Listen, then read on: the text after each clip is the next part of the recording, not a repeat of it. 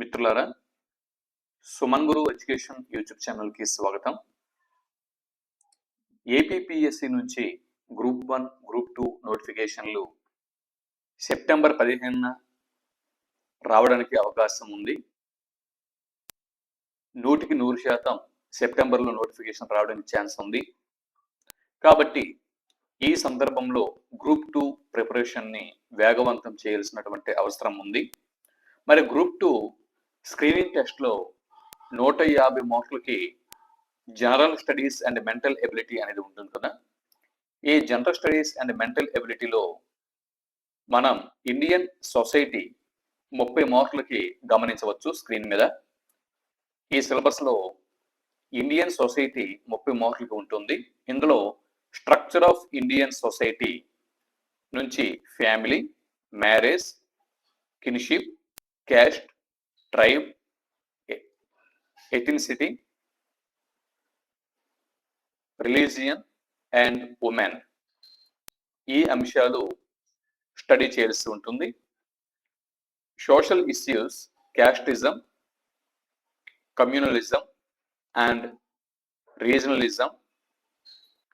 రీజనలైజేషన్, crime, against women, child abuse and child labour, youth, unrest and agitation వీటిని study చేస్తూ ఉంటుంది. Welfare మెకానిజంలో భాగంగా public policies and welfare programmes, constitutional and statutory provisions for scheduled castes, scheduled tribes, minorities, BCs, women, disabled and children ఈ అంశాల గురించి Indian సొసైటీలో 30 మార్కులకి మనం స్టడీ చేయాల్సినటువంటి అవసరం ఉంది. ఇది ఇండియన్ సొసైటీ యొక్క సిలబస్. ఏపీపీఎస్సి గ్రూప్ 2కు సంబంధించి సిలబస్ని చూసాం కదా. ఇప్పుడు group 2 screening test previous year question పేపర్ని చూద్దాం. అందులో ఇండియన్ సొసైటీ నుంచి ఏ విధమైన ప్రశ్నలు అడిగారో ఒకసారి పరిశీలన చేస్తే దానికి అనుగుణంగా మన వే ఆఫ్ ప్రిపరేషన్ స్టార్ట్ చేయడానికి అవకాశం అనేది ఉంటుంది.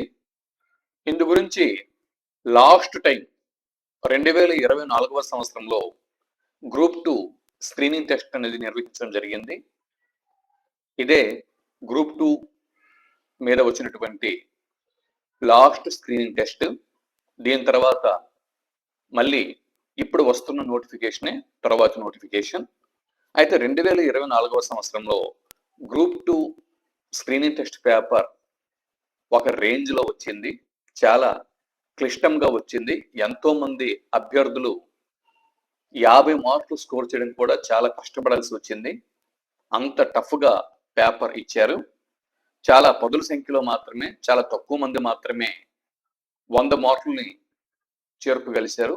ఎక్కువ మంది 50 మార్కుల నుంచి 70 మార్కుల మధ్య ఉండిపోయారు. అంటే ఇంకెక్కువ చెప్పుకుంటే 50 మార్కులకి బిలో చాలా మంది ఉండిపోయినారు. అందుకోసమే కట్ ఆఫ్ మార్కు తగ్గించమని అప్పుడు ఉన్నటువంటి వైసీపీ ప్రభుత్వానికి విజ్ఞప్తులు, వినతుల్ని ఇవ్వడం, తర్వాత ప్రభుత్వం కట్ ఆఫ్ మార్కుల్ని తగ్గించడం, ఈ ప్రాసెస్ అంతా కూడా జరిగింది. మరి అప్పుడు ఏపీపీఎస్సీ చైర్మన్ గా గౌతమ్ సవాంగ్ గారు ఉన్నారు. సో ఇదంతా కూడా ప్రాసెస్ అంతా కూడా జరిగింది. అదంతా మనకి అనవసరం, గతం గత. అయితే 2024లో పేపర్ అంత టఫ్గా వచ్చింది. దాని తర్వాత ఇప్పుడు రాబోతున్నటువంటి మరి ప్రశ్నాపత్రాల సరళి, ఇప్పుడు నోటిఫికేషన్ గ్రూప్ 2 నుంచి వస్తుంది కదా. మరి ప్రశ్నాపత్రాల సరళి ఈ స్థాయిలోనే ఉంటుందా లేకపోతే ఈజీగా ఉంటుందా అనేది మరి అది మనం చెప్పలేం, మనం నిర్ణయించలేం. కాబట్టి 2024లాగానే పేపర్ టఫ్గా వస్తుంది అని చెప్పి మనం భావిద్దాం. 2024 సంవత్సరంలో ఇండియన్ సొసైటీ నుంచి ఈ పేపర్ నుంచి ప్రశ్నలు ఎలా వచ్చాయి అన్నది మనం ఇప్పుడు స్టడీ చేస్తే దానికి అనుగుణంగా మన ప్రిపరేషన్ని ప్రారంభించడానికి అవకాశం ఉంటుంది. ఇక్కడ మనం చూడొచ్చు, ప్రీవియస్ ఇయర్ సాల్వ్డ్ పేపర్ని మనం తీసుకున్నాం. సెక్షన్ సిలో ఇండియన్ సొసైటీ అనేది మనకి ఇక్కడ కనిపిస్తుంది. అయితే ఈ ప్రీవియస్ ఇయర్ క్వశ్చన్స్ని మనం ఎందుకు స్టడీ చేయాలి? ఈ క్వశ్చన్ పేపర్ నుండి ఇవే ప్రశ్నలు రావు. ఈ ప్రశ్నలే మళ్ళీ వస్తాయని కూడా అపోహ. కాకపోతే ఈ ప్రశ్నల్ని మనం చూడడం వల్ల మన ప్రిపరేషన్ స్థాయి ఏ విధంగా ఉండాలి, ఏ విధంగా ప్రిపేర్ అవ్వాలి, వేటికి ఎక్కువగా ప్రాధాన్యం ఇవ్వాలి, వేటిని విడిచిపెట్టాలి, ప్రిపరేషన్ ఎంతవరకు మనం తీసుకువెళ్ళాలి, వేటిని ఎలిమినేట్ చేయాలి, ఇటువంటి విషయాలు మనం నిర్ణయించుకొని మన నోట్స్ని మనం తయారు చేసుకోవడానికి, ప్రిపరేషన్ ముందుకి కొనసాగించడానికి ఈ ప్రీవియస్ ఇయర్ క్వశ్చన్ పేపర్ మనకి హెల్ప్ఫుల్గా ఉంటుంది. మొదటి ప్రశ్న ఏంటి? బాల్య వివాహాలు నిర్మూలించడానికి అలీవా వంటి ప్రత్యేకమైన డేటా ఆధారిత విధానాన్ని ఎవరు అవలంబిస్తున్నారు? ఎటువంటి ప్రశ్న వస్తుంది అని చెప్పి ఎవరు కూడా ఎక్స్పెక్ట్ చేయరు. చూడండి, 2024లో పేపరు ఏ విధంగా వచ్చింది చూడండి.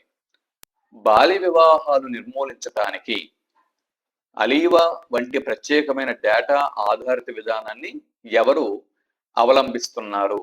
ఒడిశాలోని నయాగర్ జిల్లా వాళ్ళు దీనిని అవలంబిస్తున్నారంట. ఈ ప్రత్యేకమైనటువంటి డేటా ఆధారిత విధానాన్ని అవలంబిస్తున్నారంట. అంటే డెప్త్గా ఇండియన్ సొసైటీ చదివే వాళ్ళు వెళ్ళరు కదా. మనం ఏపీకి చెందిన వాళ్ళం కాబట్టి అవసరమైతే ఏపీ లేదా తెలంగాణ ఇంతవరకే మనం చూస్తాం. కానీ మన పొరుగు రాష్ట్రమైనటువంటి ఒడిశా రాష్ట్రంలోకి వెళ్ళి అక్కడ ఉన్నటువంటి అంశాన్ని ఇక్కడ బిట్టుగా ఇవ్వడం జరిగింది. గ్రూప్ 2 ఆస్పిరెంట్స్ గమనించవచ్చు. తర్వాత జొరాస్ట్రియన్లు ఆచారంలో చనిపోయిన వారి మృతదేహాలు కుళ్ళిపోవటానికి వాటిని సహజ మూలకాలు మరియు రాబందులు వంటి స్కావెంజర్ జంతువులకు బహిర్గతం చేయటం కోసం ఉపయోగించే వృత్తాకార నిర్మాణాన్ని ఏమని పిలుస్తారు? జొరాస్ట్రియన్లు అసలు భారతదేశంలో ఉన్నారండి? జొరాస్ట్రియన్లు అనే వాళ్ళు భారతదేశంలో లేరు. అయినా కూడా ఇండియన్ సొసైటీ అని చెప్పి భారతదేశంలో లేనటువంటి ఈ జొరాస్ట్రియన్ల గురించి వీళ్ళు అడగడం జరిగింది. ఈ జొరాస్ట్రియన్లు మనకి ఎక్కడ కనిపిస్తారు? ప్రాచీన ఐరోపా నాగరికతలో జొరాస్ట్రియన్లు, జిగ్గురాట్లు అనే పదాలు కనిపిస్తాయి. అంటే ఇనుప యుగపు నాగరికత, ఐరన్ ఏజ్, ఆ టైంలో జొరాస్ట్రియన్ల గురించి మనం చదువుతాం యూరోపియన్ ఏన్షియంట్ హిస్టరీలో. ఈ జొరాస్ట్రియన్లు వాటికి సంబంధించినటువంటి అంశంని ఇక్కడ ఇండియన్ సొసైటీలో ప్రశ్నగా ఇవ్వడం జరిగింది. అటువంటి వారి గురించి జొరాస్ట్రియన్లు ఆచారంలో చనిపోయిన వారి మృతదేహాలు కుళ్ళిపోవటానికి వాటిని సహజ మూలకాలు మరియు రాబందులు వంటి స్కావెంజర్ జంతువులకు బహిర్గతం చేయటం కోసం ఉపయోగించే వృత్తాకార నిర్మాణాన్ని దక్మా అని చెప్పి పిలుస్తారంట. అంత డెప్త్లోకి వెళ్ళి అడగడం జరిగింది. జొరాస్ట్రియన్ల గురించి ఇచ్చారు. అంటే మన ఇండియన్ సొసైటీకి గ్రూప్ 2 సిలబస్కి ఈ ప్రశ్నకి సంబంధం లేనే లేదు. తర్వాత డికు అంది అంటే కోయ మరియు సవర తెగలలో వినిమయం ద్వారా జరిగే వివాహం, నాగ తెగలలో అపహరణ ద్వారా జరిగే వివాహం, కూకీ తెగలో పరిశీలన ద్వారా జరిగే వివాహం, హో తెగలలో సంప్రదింపుల ద్వారా జరిగే వివాహం. ఇక్కడ జవాబు ఏంటి? డికు అంది అంటే హో అనే తెగలలో సంప్రదింపుల ద్వారా జరిగేటటువంటి వివాహం అంట. ఈ హో ట్రైబల్స్ మనకి ఎక్కడ కనిపిస్తారు? జార్ఖండ్ లో కనిపిస్తారు. జార్ఖండ్ రాష్ట్రంలో కనిపిస్తారు. బీహార్ రాష్ట్రం నుంచి ప్రత్యేక రాష్ట్రంగా విడిపోయినటువంటి జార్ఖండ్ రాష్ట్రంలో ఈ హో అనేటటువంటి ఈ తెగవారు, ఈ ట్రైబల్స్ మనకి కనిపిస్తారు. అంటే జార్ఖండ్ రాష్ట్రంలో ఉండేటటువంటి హో అనే ట్రైబల్ తెగకు సంబంధించిన ప్రశ్న ఇక్కడ తీసుకొచ్చి ఏపీపీఎస్సి గ్రూప్ 2లో అడగడం జరిగింది. తర్వాత వీటి చూడండి, బాలలు మరియు కౌమార లేబర్ నిషేధం మరియు నియంత్రణ చట్టం 1986. దీనిని 2016లో సవరించారు.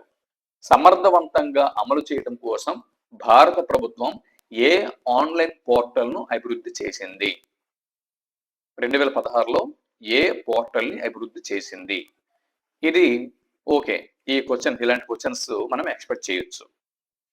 పెన్సిల్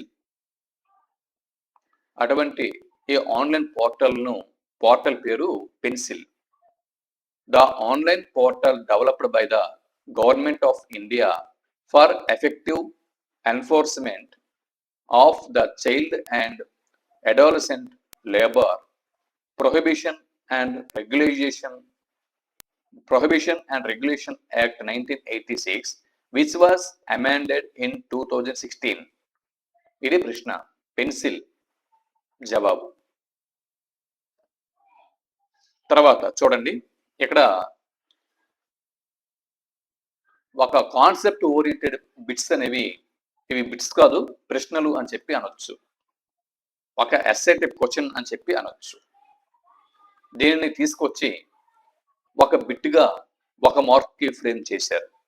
అంటే పూర్తిగా ఒక కాన్సెప్టే తీసుకొచ్చి ఒక బిట్గా ఫ్రేమ్ చేశారు. చూడొచ్చు, ఇటువంటి ప్రశ్నలు 2024 గ్రూప్ 2 ప్రిలిమ్స్లో చాలా ఎక్కువగా వచ్చాయి. ఈ ప్రశ్నలు చదివి అర్థం చేసుకోవడానికే టైం సరిపోలేదు, అలాగే వచ్చింది పేపర్. WP స్కాట్ విడాకులను వివాహ సంబంధాన్ని రద్దు చేయడానికి మరియు ప్రతి భాగస్వామికి పునర్వివాహం చేసుకునే హక్కును అనుమతించే సంస్థాగత ఏర్పాటు అని నిర్వచించాడు. భారతదేశంలో వివాహ రద్దుకు సంబంధించి 1869లో రూపొందించబడిన మొట్టమొదటి చట్టం మరియు పార్సీ వివాహాలు మరియు విడాకుల చట్టం. ఏ భర్త అయినా బాధ్యత రహితంగా ఇంటి నుంచి వెళ్ళిపోవటాన్ని, కుటుంబాన్ని తన కోసం వదిలేయటాన్ని ద పూర్ మెన్స్ డివోర్స్ అని అంటారు అని చెప్పి ఇలాగా 3 స్టేట్మెంట్లు ఇచ్చారు. ఇందులో స్టేట్మెంట్ 1, స్టేట్మెంట్ 3 ఇవి మాత్రమే సరైనవంట. స్టేట్మెంట్ రిలేటెడ్ క్వశ్చన్స్ ఇలా ఇచ్చారు గ్రూప్ 2లో 2024లో. WP స్కాట్ విడాకులను వివాహ సంబంధాన్ని రద్దు చేయడానికి మరియు ప్రతి భాగస్వామికి పునర్వివాహం చేసుకునే హక్కును అనుమతించే సంస్థాగత ఏర్పాటు అని నిర్వచించాడంట. తర్వాత ఏ భర్త అయిన బాధ్యత రహితంగా ఇంటి నుంచి వెళ్ళిపోవటాన్ని, కుటుంబాన్ని తన కోసం వదిలేయటాన్ని ద పూర్ మెన్స్ డివోర్స్ అని చెప్పి అంటారంట. ఈ 2 స్టేట్మెంట్లు సరైనవంట. ఇలాంటి స్టేట్మెంట్స్ని, స్టేట్మెంట్ ఆధారిత ప్రశ్నల్ని 2024 గ్రూప్ 2లో ఈ స్క్రీనింగ్ టెస్ట్లో అడగడం జరిగింది. అంటే పేపర్ యొక్క కాఠిన్యతను ఇక్కడ ప్రస్తుతం గ్రూప్ 2కి ప్రిపేర్ అవుతున్న వారు అర్థం చేసుకోవచ్చు. తర్వాత ప్రశ్న, రవీంద్ర మరియు సీమ భార్యాభర్తలు. కృష్ణ మరియు మాధవీలు రవీంద్ర సీమల పిల్లలు. మాధవి హరీష్ను వివాహం చేసుకుంది మరియు జ్యోతి మాధవి హరీష్ల కుమార్తె. అప్పుడు ఏకరక్త బంధుత్వం ఎవరి మధ్య ఉంటుంది అని చెప్పి ఇక్కడ ప్రశ్న అనేది అడగడం జరిగింది. ఇక్కడ జవాబు కృష్ణ మరియు జ్యోతి అని చెప్పి ఇక్కడ జవాబు ఇవ్వడం జరిగింది. ఇక్కడ మీరు చూడొచ్చు, అంటే ఈ ప్రశ్న భారతీయ సమాజం నిర్మాణం అనేటటువంటి, ఇక్కడ మీరు చూడొచ్చు స్ట్రక్చర్ ఆఫ్ ఇండియన్ సొసైటీ అని ఉంది కదా, ఇక్కడ స్ట్రక్చర్ ఆఫ్ ఇండియన్ సొసైటీ అనేది ఉంది కదా. ఈ స్ట్రక్చర్ ఆఫ్ ఇండియన్ సొసైటీలో ఇక్కడ మ్యారేజీ తర్వాత కిన్షిప్ అనేటటువంటి అంశాలు ఉన్నాయి కదా, ఎక్కడి నుంచి తీసుకొచ్చి అడగడం జరిగింది. కిన్షిప్ ఈ అంశం నుంచి ఇచ్చారు. కిన్షిప్ మీన్ ఇక్కడ కుటుంబము అంటే బంధుత్వము అన్న అంశం నుంచి ఇవ్వడం జరిగింది. బంధుత్వం.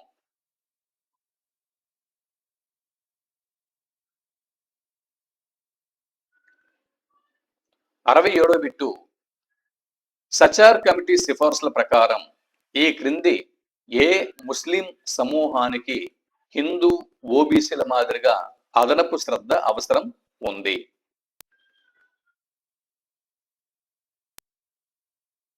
ప్రశ్న మరోసారి, సచార్ కమిటీ సిఫార్సుల ప్రకారం ఈ క్రింది ఏ ముస్లిం సమూహానికి హిందూ ఓబీసీల మాదిరిగా అదనపు శ్రద్ధ అవసరం ఉంది? జవాబు అజ్లాఫ్ అంట. ఈ ప్రశ్నని ముస్లిం పర్సనల్ లా షరియత్ అప్లికేషన్ యాక్ట్ 1937 నుంచి ఇవ్వటం జరిగింది. అంటే యూనిట్ 1 భారతీయ సమాజ నిర్మాణం అన్నటువంటి ఎక్కడ నుంచి ఈ యూనిట్ నుంచి ఈ ప్రశ్నని ఇవ్వడం జరిగింది. ఇక్కడ స్ట్రక్చర్ ఆఫ్ ఇండియన్ సొసైటీ ఉంది కదా, ఈ స్ట్రక్చర్ ఆఫ్ ఇండియన్ సొసైటీలో రిలీజియన్ అనేటటువంటి అంశం అనేది ఉంది కదా, ఈ అంశం నుంచి ఈ ప్రశ్నని ఇవ్వడం జరిగింది. ఇందులో ముస్లిం పర్సనల్ లా, దీన్ని షరియత్ అని చెప్పి అంటాం కదా, షరియత్ అప్లికేషన్ యాక్ట్ 1937 నుంచి ఈ బిట్ని ఇవ్వడం జరిగింది.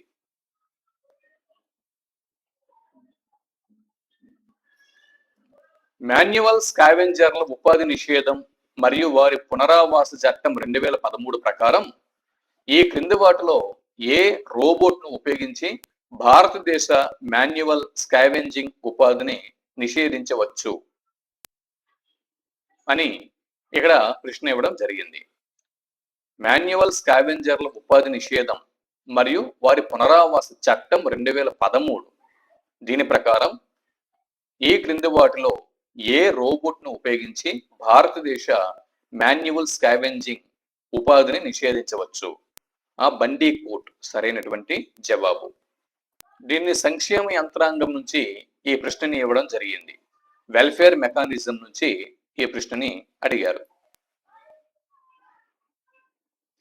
తర్వాత బిట్టు, క్రింది వాటిలో ఏ కేసులో భారత సుప్రీంకోర్టు తీర్పు షెడ్యూల్స్ కులం మరియు షెడ్యూల్స్ తెగ అంటే ఎస్సీ మరియు ఎస్టీ అట్రాసిటీల నిరోధక చట్టం 1989లోని కఠినమైన నిబంధనలను పలుచన చేసిందని ఆరోపించబడింది?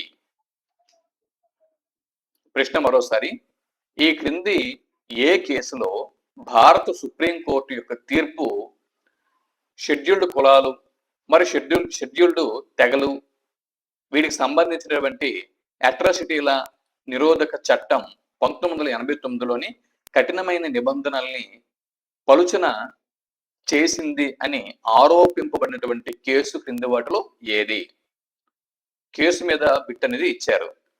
Subhash Kashinath Mahajan versus state of Maharashtra కేసులో భారత సుప్రీంకోర్టు యొక్క తీర్పు ఏదైతే ఉందో అట్రాసిటీ నిరోధక చట్టం 1989 సంబంధించిన ఈ తీర్పు, ఇందులో ఉండేటువంటి కఠినమైన నిబంధనల్ని ఈ తీర్పు పలుచన చేసింది అని చెప్పి ఆరోపణలు ఎదుర్కొన్నటువంటి కేసు అన్నమాట ఇది. ఇది యూనిట్ 3 సంక్షేమ యంత్రాంగం నుంచి అడిగినటువంటి ప్రశ్న. వెల్ఫేర్ మెకానిజంలో ఇక్కడ మనకి షెడ్యూల్డ్ క్యాస్ట్, షెడ్యూల్డ్ ట్రైబల్స్ వీటికి సంబంధించినటువంటి అంశాలు అనేవి ఇక్కడ మనం చూడొచ్చు. ఇక్కడ నుంచి ప్రశ్న అనేది ఇచ్చారు.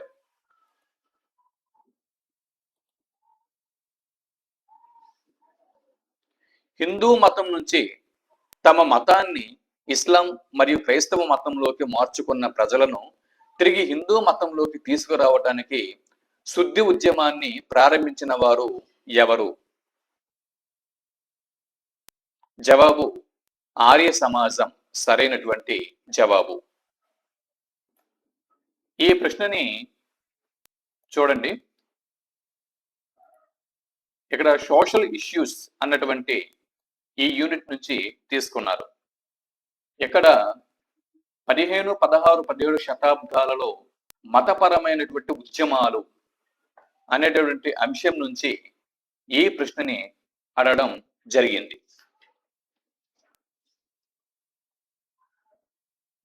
ఇక్కడ ఉంది చూడండి, కమ్యూనలిజం అండ్ రీజనలైజేషన్,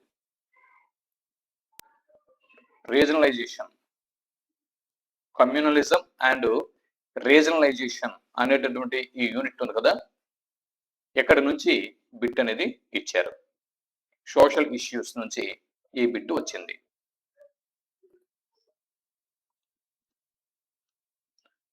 తర్వాత బిట్టు 2వ అక్టోబర్ 2023 అంటే 2023వ సంవత్సరం అక్టోబర్ 2న దివ్యాంగుల కోసం ప్రారంభించబడిన భారతదేశపు మొట్టమొదటి అత్యాధునిక క్రీడా శిక్షణ కేంద్రం the Atal Bihari Vajpayee training centre for disability sports ఎక్కడ నిర్మించబడింది?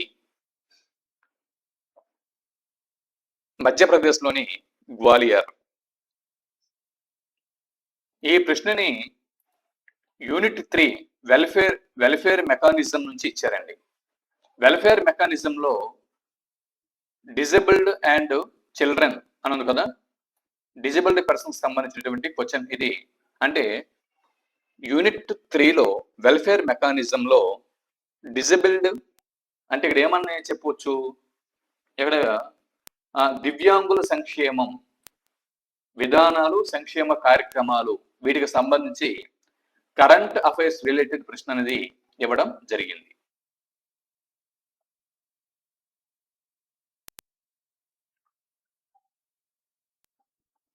తర్వాత ప్రశ్న, భారతదేశంలోని గిరిజన వర్గాల సామాజిక, ఆర్థిక, ఆరోగ్య మరియు విద్యా స్థితిగతులపై ఉన్నత స్థాయి కమిటీని 2013లో ప్రధానమంత్రి కార్యాలయం ఎవరి అధ్యక్షతన ఏర్పాటు చేసింది? భారతదేశంలోని గిరిజన వర్గాల సామాజిక, ఆర్థిక, ఆరోగ్యం మరియు విద్యా స్థితిగతులపై ఉన్నత స్థాయి కమిటీ 2013లో ప్రధానమంత్రి కార్యాలయం ఎవరి అధ్యక్షతన ఏర్పాటు చేసిందంటే జవాబు ప్రొఫెసర్ వర్జీనియస్ క్షాక్సా.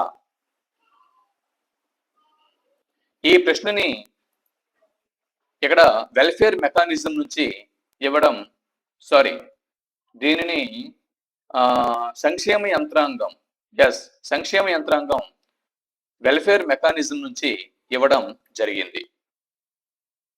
ఇక్కడ షెడ్యూల్డ్ క్యాస్ట్, షెడ్యూల్డ్ ట్రైబల్స్, వీటికి సంబంధించినటువంటి అంశాలు ఉన్నాయి కదా వెల్ఫేర్ మెకానిజంలో.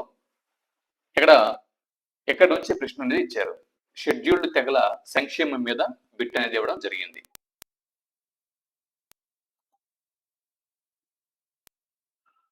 డెబ్బై 73వ బిట్టు, మహిళలు సాధించిన ప్రగతి స్థాయిని బట్టి నేను సమాజ ప్రగతిని కొలుస్తాను అని ఎవరు పేర్కొన్నారు?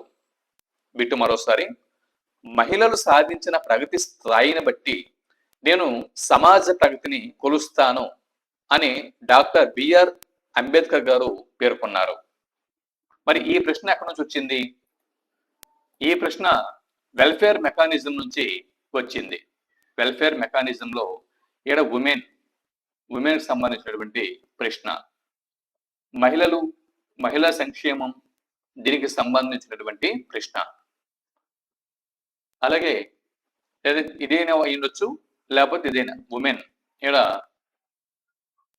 యూనిట్ 1 స్ట్రక్చర్ ఆఫ్ ఇండియన్ సొసైటీలో ఉమెన్ అనేటటువంటి అంశం ఇక్కడ ఉంది, మహిళల గురించి ఉంది.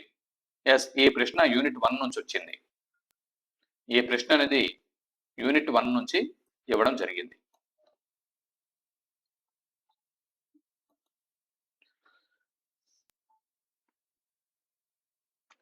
తర్వాత 74 చూడండి, ట్రిపుల్ తలాక్ పై 2017లో సంచలనాత్మకమైన తీర్పు తర్వాత ముస్లిం సమాజంలో అనుసరించే ఏ విడాకుల పద్ధతి గురించి ఇటీవల భారతదేశంలోని అత్యున్నత న్యాయస్థానంలో సవాలు చేయబడింది?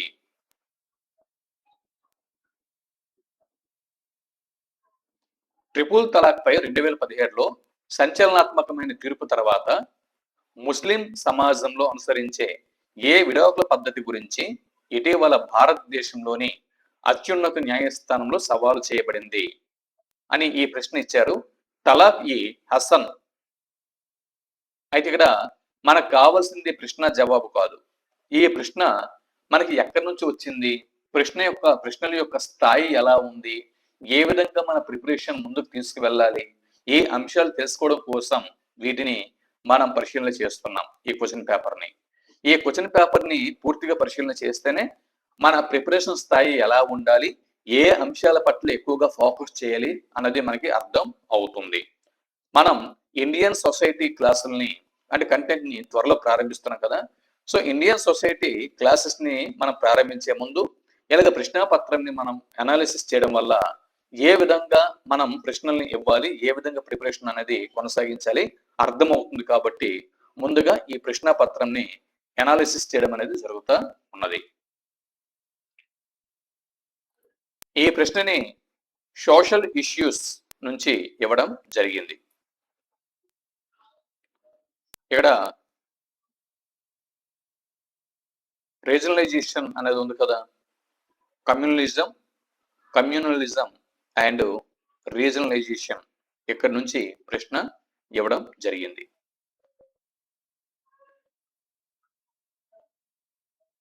డెబ్బై 75 బిట్టు దేశవ్యాప్తంగా మానవ అక్రమ రవాణాతో సహా ముఖ్యమైన నేరాల గురించిన సమాచారాన్ని ఎప్పటికప్పుడు అందించడానికి మరియు వివిధ రాష్ట్రాల మధ్య సమన్వయం చేయటానికి కేంద్ర హోం వ్యవహారాల మంత్రిత్వ శాఖచే ప్రారంభించబడిన ఐటీ సాధనం క్రింది వాటిలో ఏది? జవాబు crime multi agency centre. Human trafficking and crime గురించినటువంటి ప్రశ్న అనేది ఇక్కడ ఇవ్వడం జరిగింది. ఈ ప్రశ్నని ఇక్కడ సోషల్ ఇష్యూస్ నుంచి ఇవ్వడం జరిగింది. సోషల్ ఇష్యూస్ ఇక్కడ నుంచి ఈ ప్రశ్నని ఇవ్వడం జరిగింది. భారతదేశంలో సామాజిక సమస్యలు నుంచి ఈ ప్రశ్నని ఇవ్వడం జరిగింది. హ్యూమన్ ట్రాఫికింగ్ అండ్ క్రైమ్ కి సంబంధించినటువంటి ప్రశ్న ఇది.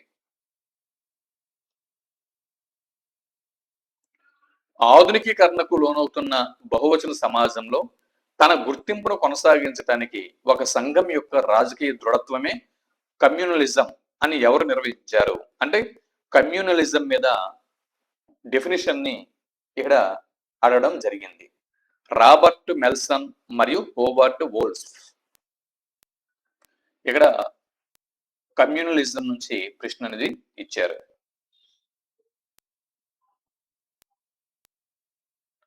భారత ప్రభుత్వం రూపొందించిన వరకట్న నిషేధ చట్టం 1961 ఎప్పటి నుంచి అమల్లోకి వచ్చింది? వరకట్న నిషేధ చట్టం 1961 జూలై 1 నుంచి అమల్లోకి వచ్చింది. ఈ ప్రశ్న అండి వెల్ఫేర్ మెకానిజం కు సంబంధించినటువంటి ప్రశ్న. ఇది మహిళా సంక్షేమంకు సంబంధించినటువంటి ప్రశ్న. మహిళా సంక్షేమం దీనికి సంబంధించినటువంటి ప్రశ్న. దాని తర్వాత ఈ క్రింది ప్రకటనలను పరిగణించండి. స్టేట్మెంట్ రిలేటెడ్ ప్రశ్న అనేది ఇక్కడ ఇచ్చారు. 15వ లోక్సభలో ఎన్నికైన మహిళా సభ్యుల శాతం మొదటిసారిగా మొత్తం లోక్సభ సభ్యుల బలంలో 10% దాటింది. 17వ లోక్సభలో ఎన్నుకోబడిన మహిళా సభ్యుల ప్రాతినిధ్యం గతంలో కంటే ఎక్కువ శాతం ఉంది మరియు భారతదేశానికి స్వాతంత్రం వచ్చిన తర్వాత ఇది అత్యధికంగా ఉంది. 2019 సార్వత్రిక ఎన్నికల్లో ఆంధ్రప్రదేశ్ శాసనసభ మొత్తం బలంలో ఎన్నికైన మహిళా సభ్యులు 11.74% ఉన్నారు. మహిళా రిజర్వేషన్ బిల్లు 2023 సెప్టెంబర్ 28, 2023న రాష్ట్రపతి ఆమోదం పొందింది. అంటే ఇక్కడ మహిళా రిజర్వేషన్ బిల్లు గురించి 2023లో తీసుకొచ్చిన మహిళా రిజర్వేషన్ బిల్లు గురించి ప్రశ్నించాడు. తర్వాత ఇక్కడ 17వ లోక్సభ అలాగే 15వ లోక్సభ ఈ రెండు లోక్సభల్లో మహిళల ప్రాతినిధ్యం మీద ప్రశ్నలు అనేవి ఇచ్చాడు. ఇక్కడ మనం చూడొచ్చు. అంటే ఈ 4 ప్రశ్నలు కూడా లోక్సభలోను శాసనసభలోను భారతదేశంలో మహిళల యొక్క ప్రాతినిధ్యం గురించి ఇక్కడ ఇవ్వడం జరిగింది. అలాగే మహిళా రిజర్వేషన్ బిల్లు 2023 గురించి ఇక్కడ అంటే ఓవరాల్ గా రాజకీయాల్లో మహిళల యొక్క ప్రాతినిధ్యం అన్న అంశం మీద ఇక్కడ ప్రశ్న అనేది ఇవ్వడం జరిగింది. కాబట్టి ఇక్కడండి ఈ ప్రశ్న సోషల్ ఇష్యూస్ కు సంబంధించినటువంటి ప్రశ్న అండి. ఇక్కడ ఉమెన్ ఇక్కడ మీరు అంటే బాగా గమనించినట్లయితే చట్టసభలలో స్త్రీల యొక్క వాటా అన్న అంశం మీద ఇక్కడ ప్రశ్న అనేది ఇవ్వడం జరిగింది. మహిళలపై హింస ప్రభుత్వ చర్యలు ఇందులో భాగంగా వరకట్న నిషేధ చట్టం, గర్భస్థ పూర్వ మరియు గర్భస్థ పిండ ప్రక్రియ, లింగ ఎంపిక నిషేధ చట్టం, medical termination of pregnancy act 1971. వీటితో పాటు ఇంకా నేషనల్ క్రైమ్ రికార్డ్స్ బ్యూరో, ఇవి అంటే ఈ విధంగా వీటితో పాటు ఇంకా జాతీయ మహిళా కమిషన్ నివేదిక 2022, జనాభా లెక్కలు మహిళా స్థితిగతులు, చట్టసభలలో స్త్రీల యొక్క వాటా, ప్రపంచ లింగ వ్యత్యాస రిపోర్టు 2022, ప్రపంచ లింగ వ్యత్యాస సూచి నివేదిక 2022, ప్రపంచ లింగ వ్యత్యాస సూచిలో భారతదేశం యొక్క విలువలు మరియు వివరణ, లింగ అసమానత సూచి 2010. ఈ విధంగా ఇవన్నీ కూడా ఏంటంటే సోషల్ ఇష్యూస్ లో ఈ అంశాలన్నీ కూడా ఉన్నాయి అన్నమాట.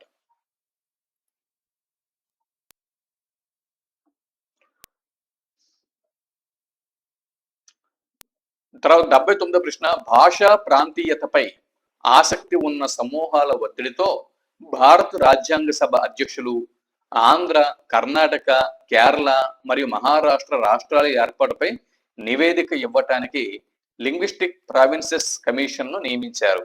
ఈ కమిషన్ను ఏ సంవత్సరంలో నియమించారు మరియు దానికి సంబంధించి ఎవరు అధ్యక్షత వహించారు? జవాబు 1948 జస్టిస్ ఎస్కే థార్ సరైనటువంటి జవాబు.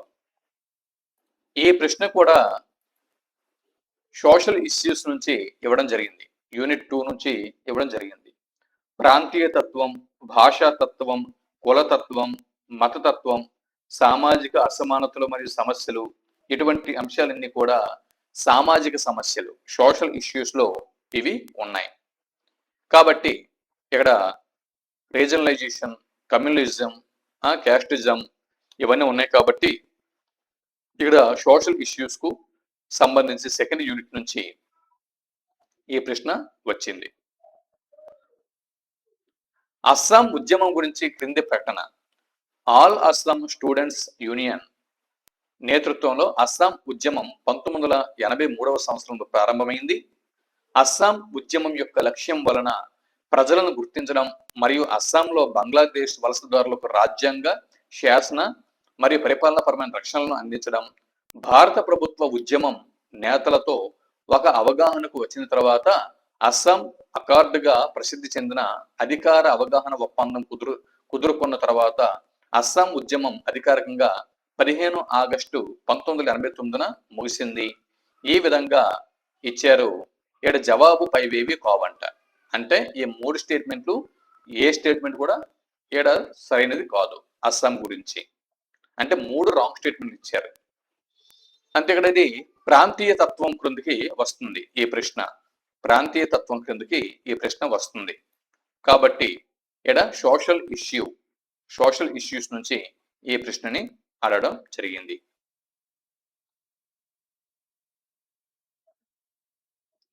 చూడండి, ఒకసారి మీ పేపర్ చూడండి. 2024 సంవత్సరంలో group 2 screening test question paper ఎలా వచ్చిందో, ఏ స్థాయిలో వచ్చిందో ఒకసారి చూడండి. అన్ని కూడా స్టేట్మెంట్ రిలేటెడ్ ప్రశ్నలు. ఆ స్టేట్మెంట్ రిలేటెడ్ ప్రశ్నలో ఏది కూడా సింపుల్ గా లేదు. ప్రశ్న చాలా లోతుగా చదివితే గానీ పేపర్ని అసలు ముట్టుకోలేము. ఎందు గురించి అంటే ఇందులో మళ్ళీ నెగిటివ్ మార్క్స్ కూడా ఉన్నాయి. నెగిటివ్ మార్క్స్ ఉన్నాయి. పేపర్లో ప్రశ్నల యొక్క సరళి చాలా టఫ్గా ఇచ్చాడు, కఠినంగా ఇచ్చాడు. ప్రశ్న చదవడానికి టైం సరిపోదు. ఆ విధంగా ప్రశ్నలు అనేవి ఉన్నాయి. అన్నీ కూడా స్టేట్మెంట్ రిలేటెడ్ ప్రశ్నలు. ఆ స్టేట్మెంట్లలో కాన్సెప్ట్ పూర్తిగా ఒక కాన్సెప్ట్ ని ఇచ్చేసి ఆ కాన్సెప్ట్ ఆధారిత ప్రశ్నల్ని ఇక్కడ ఇవ్వడం జరిగింది. పిఎం కేర్స్ ఫర్ చిల్డ్రన్ పథకం గురించి ఈ క్రింది ప్రకటనల్ని పరిగణించండి. కోవిడ్-19 మహమ్మారి కారణంగా తల్లిదండ్రులను కోల్పోయిన పిల్లల కోసం మార్చి 11, 2020న భారత ప్రధానమంత్రి పిఎం కేర్స్ ఫర్ చిల్డ్రన్ పథకాన్ని ప్రారంభించారు. పిఎం కేర్స్ ఫర్ చిల్డ్రన్ పథకం ద్వారా పిల్లల సమగ్ర సంరక్షణ మరియు రక్షణను నిరంతరాయంగా అందించడమే కాకుండా విద్య, ఆరోగ్యం, 14 సంవత్సరాల వయసు నుంచి నెలవారీ స్టైఫండ్ని మరియు 18 సంవత్సరాలు నిండిన బిడ్డకు ఏక మొత్తంలో 10 లక్షలు అందుతుంది. కోవిడ్-19 మహమ్మారి కారణంగా వారి చట్టపరమైన సంరక్షకుడు, దత్తత తీసుకున్న తల్లిదండ్రులు లేదా ఒంటరిగా దత్తత తీసుకున్న తల్లిదండ్రులను కోల్పోయిన పిల్లలు కూడా ఈ పథకం క్రిందకు వచ్చి ప్రయోజనాలు పొందుతారు. ఈ విధంగా ఇచ్చారు. అంటే ఇక్కడ ఏంటి, పిఎం కేర్ ఫర్ చిల్డ్రన్ పథకం అంటే చిల్డ్రన్స్ కు సంబంధించినటువంటి పిఎం కేర్స్ ఫర్ చిల్డ్రన్ పథకం అంటే ఇది చిల్డ్రన్ కు సంబంధించినటువంటి వెల్ఫేర్ మెకానిజం అంటే ఇది వెల్ఫేర్ మెకానిజం కు సంబంధించినటువంటి ప్రశ్న. ఇక్కడ చూడండి, వెల్ఫేర్ మెకానిజం నుంచి వచ్చినటువంటి ప్రశ్న ఇది.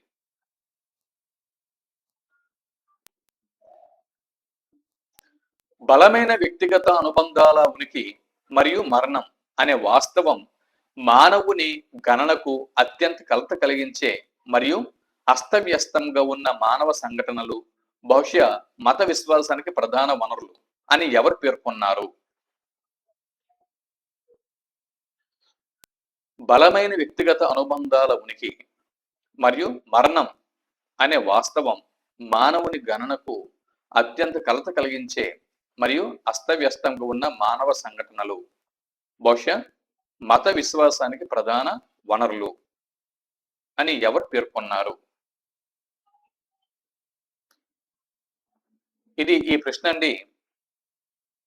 ఇక్కడ స్ట్రక్చర్ ఆఫ్ ఇండియన్ సొసైటీ నుంచి ఇచ్చారు. ఇక్కడ రిలీజియన్ అన్నటువంటి ఈ అంశం నుంచి ఈ ప్రశ్న అనేది వచ్చింది.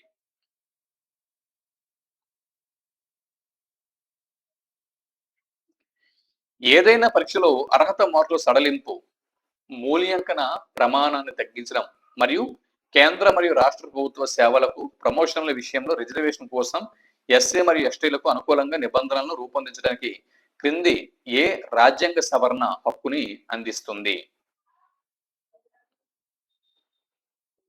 జవాబు 82వ రాజ్యాంగ సవరణ. ఈ ప్రశ్న సామాజిక సమస్యలు, సోషల్ ఇష్యూస్ నుంచి అడగడం జరిగింది.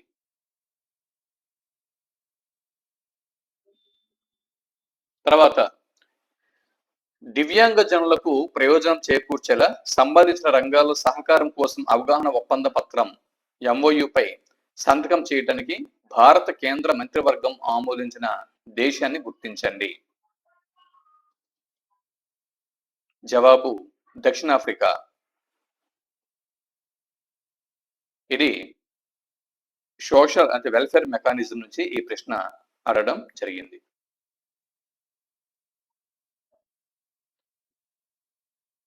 ఈ క్రింది వాటిలో కేరళలోని నంబూతిరి మరియు నాయనార్ల మధ్య మాతృస్వామ్య చట్టాల ప్రకారం పరస్పరం అంగీకరించబడిన మరియు అనధికారిక సంబంధం ఏది? జవాబు సంబంధం. సంబంధం అంటే ఈ ప్రశ్న అనేది స్ట్రక్చర్ ఆఫ్ ఇండియన్ సొసైటీ నుంచి ఇవ్వడం జరిగింది. వివాహము, కుటుంబము, బంధుత్వము, కులము, మతము, తెగ, జాతి వీటికి సంబంధించినటువంటి ప్రశ్న ఇది. ఇటీవల కాలంలో ఢిల్లీ హైకోర్టు హిందూ వివాహ చట్టం యొక్క రాజ్యాంగ చెల్లుబాటును సమర్థించింది. హిందూ వివాహ చట్టంలోని నిబంధనల ప్రకారం తల్లిదండ్రుల వైపు నుంచి పూర్వీకుల ద్వారా ఒకరినొకరు సంబంధం ఉన్న వ్యక్తుల మధ్య వారి ఆచారాలు అనుమతిస్తే తప్ప వివాహాన్ని నిషేధిస్తుంది. హిందూ వివాహ చట్టంలోని ఏ సెక్షన్లో ఈ నిబంధన ప్రస్తావించబడింది? ఇది హిందూ వివాహ చట్టంకు సంబంధించినటువంటి ప్రశ్న. ఇక్కడ స్ట్రక్చర్ ఆఫ్ ఇండియన్ సొసైటీ నుంచి ఈ ప్రశ్న ఇవ్వడం జరిగింది. మ్యారేజ్.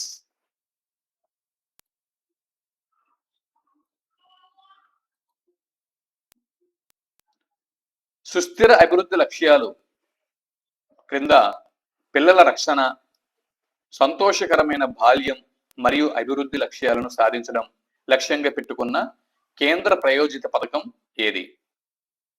కేంద్ర ప్రాయోజిత పథకం అంటే ఈ ప్రశ్నని వెల్ఫేర్ మెకానిజం నుంచి అడగడం జరిగింది.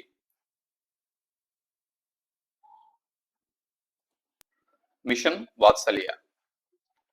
పురాతన కాలంలో భర్తలో సంతానం లేని సమస్య లేదా భర్త చనిపోయి ఉంటే అటువంటి వివాహిత స్త్రీలు మరియు వితంతువులు సంతానం పొందాలనే ఏకైక ఉద్దేశంతో నియమించబడిన పురుషుడితో సహజీవనం చేయటానికి అనుమతించే ఆచారం ఏది?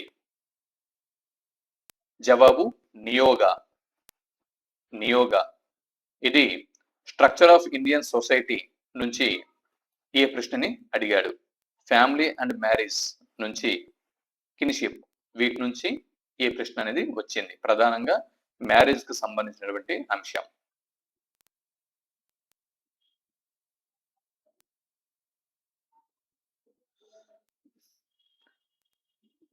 ప్రశ్న ఏంటండి, పురాతన కాలంలో భర్తలో సంతానలేమి సమస్య ఉంది. అంటే భర్త నపుంసకుడు లేదా భర్త చనిపోయాడు. అప్పుడు ఆ సంబంధిత స్త్రీకి, వివాహితికి పిల్లలు కావాలి, సంతానం కావాలి. అప్పుడు ఆ సంతానం కోసం అని చెప్పే పర్టికులర్గా ఒక పురుషుడిని నియమించేవారు. సంతానం అయిపోయిన తర్వాత ఆ పురుషుడు తప్పుకునేవాడు. అంతవరకు ఆ పురుషుడితో ఆ మహిళ సహజీవనం చేయాల్సి వచ్చేది. దీనికోసం అనుమతించే ఆచారంని నియోగ అని చెప్పి అన్నారు. భారత రాజ్యాంగంలోని ఆర్టికల్ 164 సబ్సెక్షన్ 1 ప్రకారం షెడ్యూల్డ్ కులాలు మరియు వెనకబడిన తరగతులకు అదనంగా బాధ్యత వహించే గిరిజన సంక్షేమ శాఖ మంత్రి క్రింది ఏ రాష్ట్రానికి తప్పనిసరి? గిరిజన సంక్షేమ శాఖ మంత్రి తప్పనిసరిగా ఏ రాష్ట్రానికి ఉండాలి? మధ్యప్రదేశ్, జార్ఖండ్, ఒరిస్సా. గిరిజన సంక్షేమ శాఖ మంత్రి ఉండాలి. వెల్ఫేర్ మెకానిజం కి సంబంధించినది ఈ ప్రశ్న. అలాగే సోషల్ ఇష్యూస్ కింద కూడా వస్తుంది.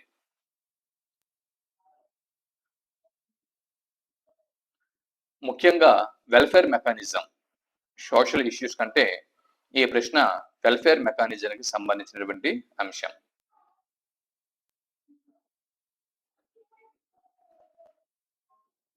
అంటే ఇక్కడ గిరిజనులు ఎక్కువ.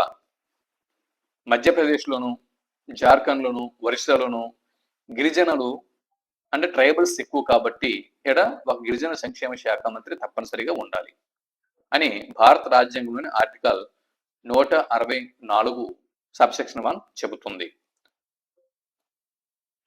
ఇక్కడ చూడండి, యూనిట్ 1లో స్ట్రక్చర్ ఆఫ్ ఇండియన్ సొసైటీలో ట్రైబ్స్ ఉన్నారు. అలాగే వెల్ఫేర్ మెకానిజంలో ట్రైబల్ ఇష్యూ అంటే షెడ్యూల్ ట్రైబ్స్ ఉన్నాయి. ఈ రెండింటికి సంబంధించినటువంటి ప్రశ్న ఇది రిలేటెడ్ గా అడిగాడు. ప్రధానంగా ఇది యూనిట్ 1కు సంబంధించినటువంటి ప్రశ్న.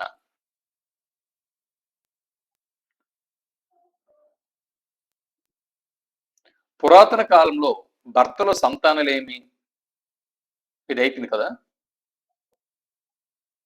90 భక్తి లింగ వివక్షకు గురి కాకూడదు. భక్తి ఏదైతే ఉందో ఇది లింగ వివక్షకు గురి కాకూడదు అని శబరిమల కేసులో సుప్రీంకోర్టు తన తీర్పులో వ్యాఖ్యానించి అన్ని వయసులు గల మహిళలను శబరిమల ఆలయంలోకి అనుమతించింది. సుప్రీంకోర్టు తీర్పు తర్వాత శబరిమల ఆలయంలోకి మొట్టమొదటిగా ప్రవేశించిన మధ్య వయస్కులైన స్త్రీలు ఎవరు?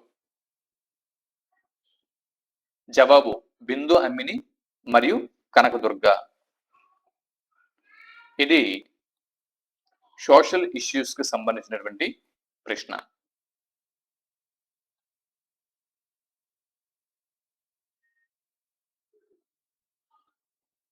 ఈ విధంగా 30 ప్రశ్నలు ఇక్కడ అడగడం జరిగింది. చూశారు కదా, ప్రశ్నల యొక్క కాఠిన్యం, ప్రశ్నల యొక్క స్థాయి, ప్రశ్నల యొక్క సరళి ఎలా ఉంది అనేది ఇప్పుడు మనం ఎంతవరకు చూసాం కదా. ఏంది ఎంతవరకు మనం ఏం చూసాము అంటే ఇండియన్ సొసైటీకి సంబంధించినటువంటి ప్రశ్నల్ని ఇక్కడ మనం ఇప్పటి వరకు చూడడం జరిగింది. అవునా? ఇండియన్ సొసైటీ ఇక్కడ నుంచి చూసాం. కాబట్టి మనం నోట్స్ ప్రిపేర్ చేసుకున్నప్పుడే ఎలా ప్రిపేర్ చేసుకోవాలి? ముందు క్యాస్ట్ గురించి నోట్స్ రాసుకోవాలి. దానిలో ట్రైబ్ గురించి నోట్స్ రాసుకోవాలి. తర్వాత క్యాస్టిజం గురించి నోట్స్ రాసుకోవాలి. దాని తర్వాత ఆ క్యాస్టిజం మీద వచ్చేటటువంటి schemes, welfare mechanism, scheduled castes, scheduled tribes, BCs, ఇవన్నీ కూడా క్యాస్ట్లు అనమాట. వీటి క్యాస్టిజం ముఖ్యంగా ఏంటంటే షెడ్యూల్డ్ ట్రైబ్స్ క్యాస్ట్లోకి రారు. అది ముఖ్యమైనటువంటి ఒక తెగ. అది క్యాస్ట్ కులం వేరు, తెగ వేరు. ఇక్కడ చూడండి, క్యాస్ట్ ముందు ఇక్కడ యూనిట్ 1లో క్యాస్ట్ గురించి చదవాల్సి ఉంటుంది, నోట్స్ తయారు చేసుకోవాలి. తర్వాత క్యాస్టిజం గురించి నోట్స్ తయారు చేసుకోవాలి. తర్వాత షెడ్యూల్డ్ క్యాస్ట్, తర్వాత బీసీస్ వీరి గురించి చదవాల్సి ఉంటుంది. ఇది క్యాస్టిజం. దాని తర్వాత ఇక్కడ ఫ్యామిలీని చదవాలి. ఫ్యామిలీ కింద నోట్స్ మేక్ చేసినప్పుడు ఫ్యామిలీ తర్వాత మ్యారేజ్ గురించి చదువుకోవాల్సి ఉంటుంది. తర్వాత బంధుత్వం గురించి చదువుకోవాల్సి ఉంటుంది. ఇది అయిపోయిన తర్వాత మరి ఈ ఫ్యామిలీలో ఉమెన్స్ యొక్క స్థితిగతుల గురించి స్టడీ చేయాల్సి ఉంటుంది. ఇక్కడ కూడా ఉమెన్ గురించి చదవాల్సి ఉంటుంది. ఆయా ఫ్యామిలీలో, ఆయా మ్యారేజ్ సిస్టంలో, ఆ బంధుత్వంలో ఉమెన్ యొక్క పాత్ర గురించి చదవాల్సి ఉంటుంది. తర్వాత ఇక్కడ ఉమెన్కి సంబంధించినట్టే వెల్ఫేర్ మెకానిజం గురించి చదవాల్సి ఉంటుంది. ఈ విధంగా ఒక రిలేటెడ్ నోట్స్ అనేది డిఫరెంట్ యూనిట్లు అవ్వచ్చు, కానీ ఒక క్రోనాలజీ ప్రకారం నోట్స్ అనేది తయారు చేసుకోవాల్సి ఉంటుంది. ఇక్కడ ట్రైబ్ అనేది ఉంది. ట్రైబ్ గురించి ముందు చదవాల్సి ఉంటుంది. ట్రైబ్ గురించి ముందు చదివిన తర్వాత ఏంటంటే ఇక్కడ ట్రైబ్ అయిపోయిన తర్వాత ఇక్కడ మనం చూడొచ్చు, ఇక్కడ షెడ్యూల్డ్ ట్రైబ్స్ సంబంధించినటువంటి అంశాలు అనేవి ఉన్నాయి. అలాగే ఇక్కడ సోషల్ ఇష్యూస్ లో కూడా షెడ్యూల్డ్ ట్రైబ్స్ సంబంధించినటువంటి ఇష్యూస్ ఏమైనా ఉంటే వాటిని కూడా రికగ్నైజ్ చేసి వాటిని కూడా మనం నోట్స్ లో మెన్షన్ చేసుకోవాల్సి ఉంటుంది. దాని తర్వాత రిలీజియన్, మతము, దీని గురించి స్టడీ చేయాల్సి ఉంటుంది. దాని తర్వాత యూనిట్ 2లో కమ్యూనలిజం అండ్ రీజనలైజేషన్ గురించి చదవాల్సి ఉంటుంది. దాని తర్వాత ఇక్కడ రిలీజియన్ మీద ఇంకేమైనా ఉన్నాయా చూడాలి. సో ఈ విధంగా ఏదైనా ఒక అంశం యూనిట్ 1లో ఉంటే దానికి రిలేటెడ్ అంశం యూనిట్ 2, దానికి రిలేటెడ్ అంశం యూనిట్ 3, ఈ విధంగా చదువుకుంటూ వెళ్ళిపోవాల్సి ఉంటుంది. ఇలా చదువుకుంటూ వెళ్ళిపోతే ప్రశ్న ఎలా వచ్చినా కూడా మనం అటెంప్ట్ చేయగలం. ఇదండి మనం 2024 నాటి, అంటే రీసెంట్గా గ్రూప్ 2లో చివరి స్క్రీనింగ్ టెస్ట్ పేపర్ని తీసుకుని ప్రశ్నాపత్రాన్ని అనాలిసిస్ చేసాం కదా, ఇండియన్ సొసైటీ గురించి అనాలిసిస్ చేసాం కదా. తర్వాత వీడియోలో మరో అంశంని తీసుకుందాం. ఇప్పుడు ఇండియన్ సొసైటీ ఎలా చదవాలో మనకి ఒక ఐడియా వచ్చింది కాబట్టి ఆ క్రోనాలజీ ప్రకారం ఇండియన్ సొసైటీని రేపటి నుంచి మనం తర్వాత వీడియో నుంచి కంటిన్యూ చేద్దాం. అంతవరకు సెలవు. నమస్తే.